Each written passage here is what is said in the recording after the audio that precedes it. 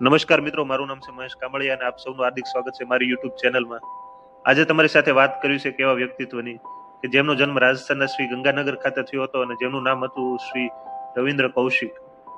જેમને બાળપણથી જ એક્ટિંગનો શોખ હતો અને 1975માં જ્યારે લખનૌ ખાતે એક ફિલ્મ ઉત્સવ ઉજાર્યો હોય ત્યારે પોતે એક એવું શાનદાર પરફોર્મન્સ આપે છે અને જે જોઈ અને તે જગ્યાએ તે સ્થળ ઉપર આવેલા જોવા માટે આવેલા રોના અધિકારીઓ તેમનાથી પ્રભાવિત થાય છે અને તેમનું વ્યક્તિત્વ તેમની એક્ટિંગ જોઈ અને તેમને રો જોઈન કરવા માટે ઓફર આપે છે અને રવિન્દ્ર એ ઓફર સ્વીકારી લે છે. તેઓ જ્યારે રો જોઈન કરશે ત્યારે તેમની ઉંમર માત્ર 23 વર્ષ હોય છે. ત્યારબાદ તેઓને એક કઠિન તાલીમ પણ આપવામાં આવે છે અને આ તાલીમ દરમિયાન તેઓ ઉર્દુ ભાષાનું સારું એવું નોલેજ મેળવે છે અને પોતે ઇસ્લામ ધર્મનું નોલેજ મેળવવા માટે ઇસ્લામ ધર્મ ગ્રંથોનું ઊંડાણપૂર્વક વાંચન કરે છે.